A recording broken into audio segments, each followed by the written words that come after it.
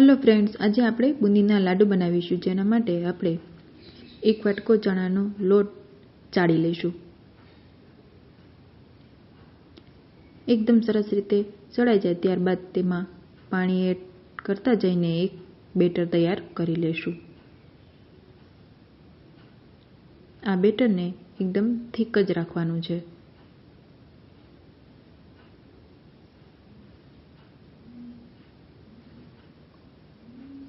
આપણે ભજીયા પાડી શકીએ તેવું આપણે બેટર રાખવાનું છે।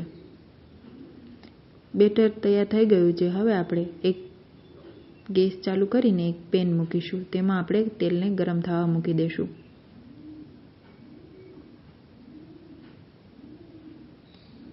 તેલ ગરમ થઈ જાય ત્યારબાદ આપણે 2 ચમચીની મદદથી આવી રીતે આપણે આપણા બેટરને આપણે ભજીયાનો શેપ આપીને આપણે આવી રીતે બધા જ ભજીયાને આપણે એકદમ સરસ રીતે તળી લેશું।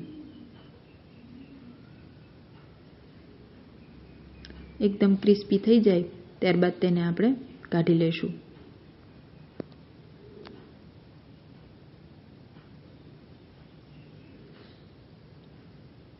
ત્યારબાદ થોડીવાર માટે તેને ઠંડા થવા મૂકી દેશું। ઠંડા થઈ જાય ત્યારબાદ એક મિક્સર જારમાં આપણે બધા ભજીયાને આપણે એડ કરીને એકદમ સરસ એવો ભૂકો કરી લેશું।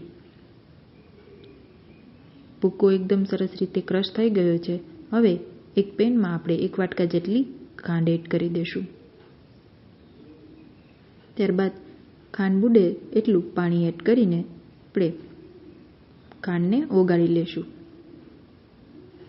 અને એકદમ સરસ રીતે આ ચાસણી ઉકળવા આવે ત્યારબાદ તેમાં આપણે ફૂડ કલર એડ કરી દેશું। ઓરેન્જ ફૂડ કલર આપણે તેમાં એડ કરી દેશું। ત્યારબાદ ફરીથી મિક્સ કરી લેશું।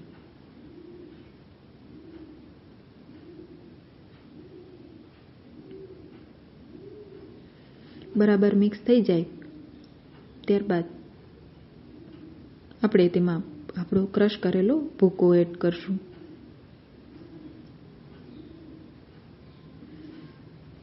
ત્યારબાદ આપણે તેને બરાબર મિક્સ કરી લેશું। એકદમ સરસ રીતે મિક્સ કરી લેવાનું। ગેસની ફ્લેમ આપણે સ્લો જ રાખીશું જેથી કરીને બધું જ એકદમ બરાબર મિક્સ થઈ જાય। ત્યારબાદ અડધી ચમચી જેટલું એલચી પાવડર, 1 થી 2 ચમચી જેટલું ઘી અને ડ્રાયફ્રૂટ એડ કરી દેશું અને ફરીથી બરાબર મિક્સ કરી લેશું।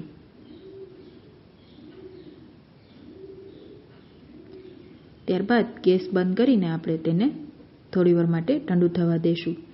ત્યારબાદ એક બાઉલમાં કાઢીને આપણે તેના લાડુ વાળી લેશું। આવી રીતે આપણે બધા જ લાડુને તૈયાર કરીને આપણે સર્વ કરી લેશું। તો તૈયાર છે આપણા બુંદીના લાડુ। એકવાર જરૂરથી ટ્રાય કરજો। થેન્ક યુ મિત્રો।